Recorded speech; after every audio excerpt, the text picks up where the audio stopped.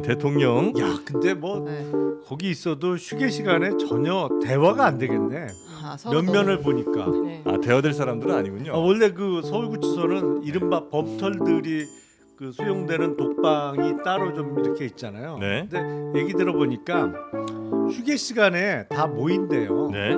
그래갖고 이제 나이 제일 어린 그 수감자가 그 범털 중에 일단 과자 담당이래요. 다과 아니, 시간이 커피도 아니고 과자예요. 과자.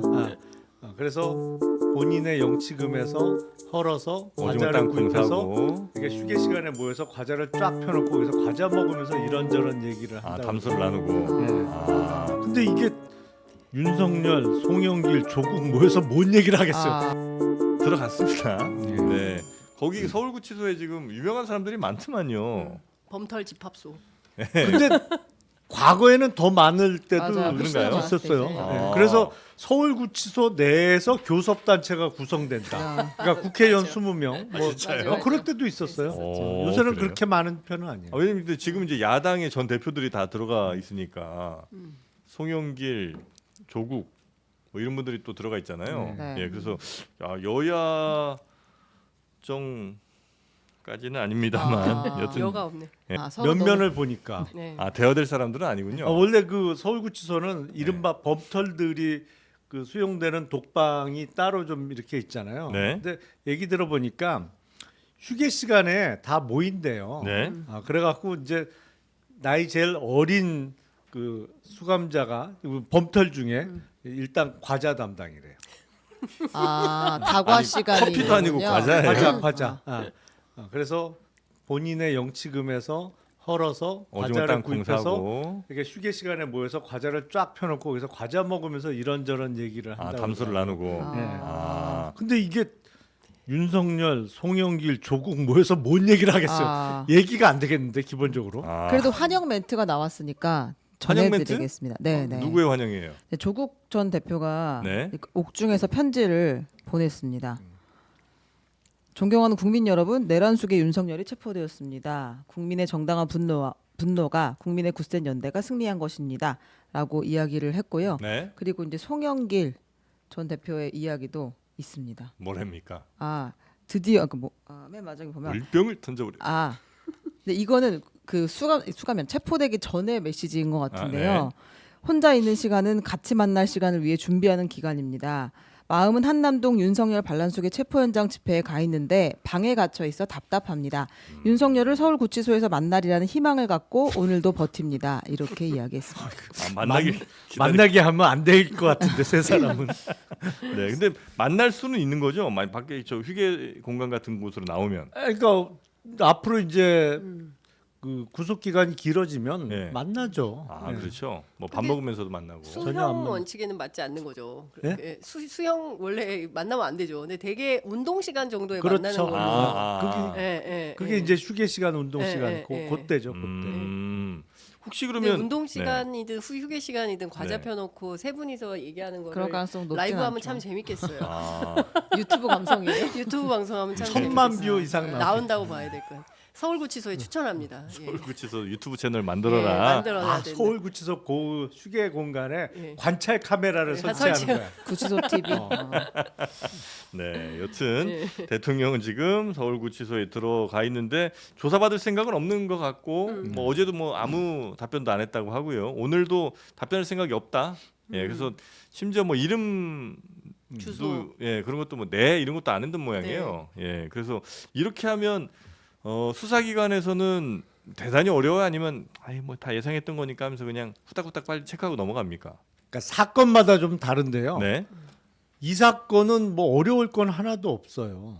왜냐하면 이미 널리 알려진 사실이 너무 많아서 예. 그리고 관련자들은 이미 피의자 윤석열에게 불리한 진술들을 이미 많이 했잖아요. 예. 그래서 수사하는 입장에서는 크게 어려울 건 없습니다. 그냥 음. 그거에 대해서 또 대응하는 방법이 있거든요. 네.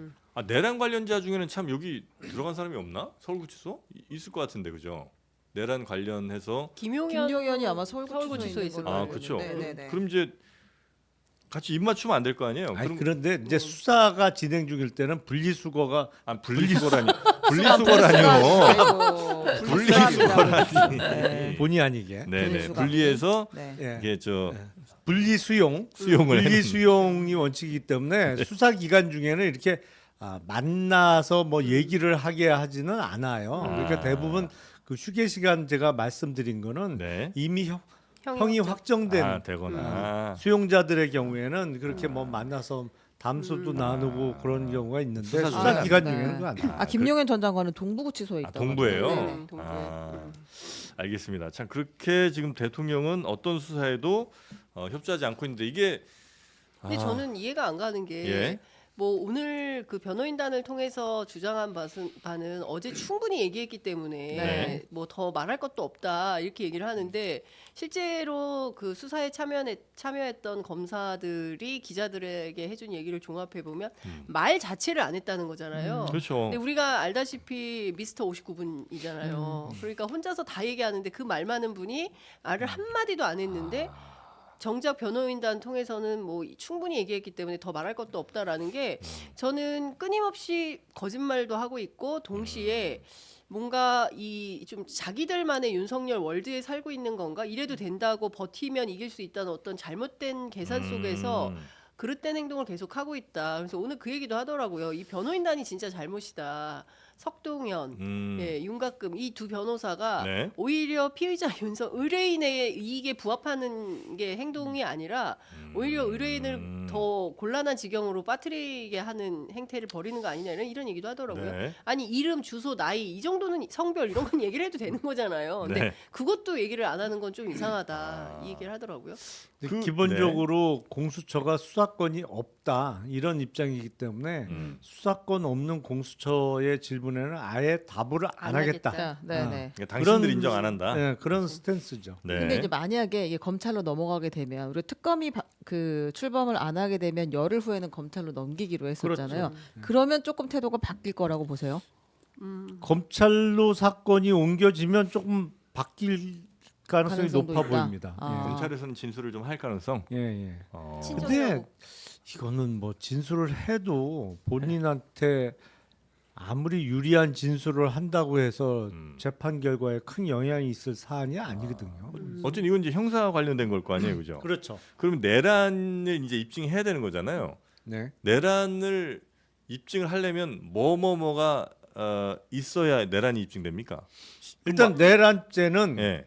국헌 문란의 목적으로 폭동을 일으킨 때 내란이 성립하는 거잖아요. 범죄 목적은 국헌문란이고 예. 그다음 폭동이라는 행동이 있어야 되고. 그렇죠. 예. 근데 폭동은 군인들을 동원해서 행동을 하는 경우에도 폭동에 해당한다는 이미 대법원 판결이 있어요. 네. 그러니까 이른바 계엄군이 동원된 사실 자체가 그 입증의 내용일 거고 네. 국헌문란의 목적이라는 내용은 제일 첫 번째 증거가 포고령이죠. 네, 네, 네.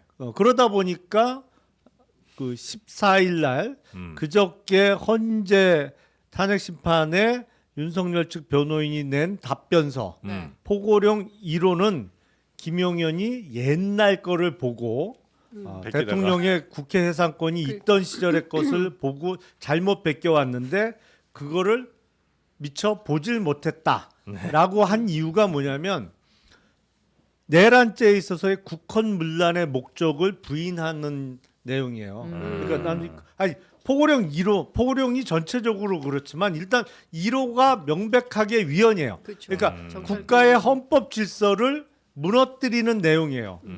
비상계엄 선포됐다고 국회를 막아? 그러니까요. 그리고 모든 정치 정치 활동을 활동 금지. 금지해? 이게 말이 안 되거든. 이건 뭐 네. 해석의 여지도 없는 네, 거죠. 네. 그러다 이전의 보니까- 여지가 없는. 네. 그러니까 이거는 김용현이가 어디서 잘못 뺏겨왔는데 나는 이걸 보지도 못했어. 미처 안 봤어. 그걸 그렇게 주장할 거다. 네, 그런 주장을 네. 이미 헌재 쪽에는 한 거죠. 그리고 내란죄인 형사 사건에 있어서도 비슷한 취지의 주장을 또 할 텐데 문제는 지난달에 그 얘기나 하지 말았어야지. 그러면 뭐요? 원래 김용현이 작성해 온 아. 포고령 초안에 야간 통행 금지 내용이 들어 있었는데 그거 그걸 뺐다. 윤석열이 검토해 갖고 이거 뺐- 삭제 지시를 했다.